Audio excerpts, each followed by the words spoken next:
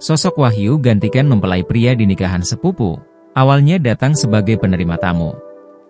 Seorang pria bernama Wahyu Yogie tengah viral di lini masa lantaran menceritakan kisah sedih sepupunya.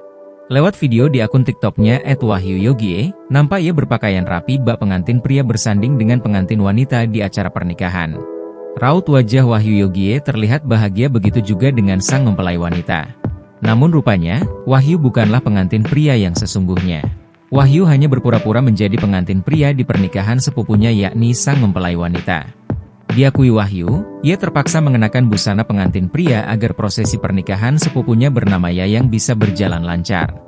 Padahal niat awalnya Wahyu datang ke gedung tersebut adalah untuk jadi penerima tamu di pernikahan sepupunya.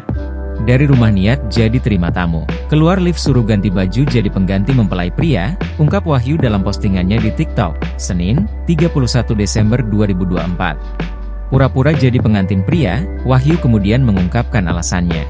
Ternyata Wahyu bersedia menggantikan posisi sementara pengantin pria karena sosok yang aslinya sudah kabur. Rupanya disebutkan jika calon suami Yayang mendadak pergi tanpa kabar H-1 sebelum acara pernikahan. Padahal semua undangan telah tersebar, selain itu gedung dan catering sudah tersedia.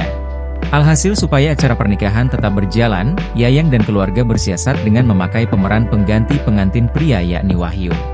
Di sini saya jadi peran pengganti sepupu nikah tanpa mempelai pria, imbuh Wahyu.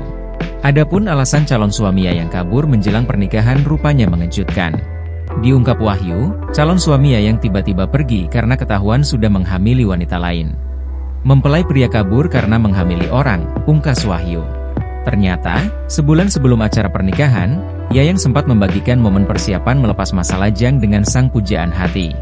Dalam akun TikToknya, wanita asal Surabaya, Jawa Timur itu mengunggah fotonya bersama sang calon suami.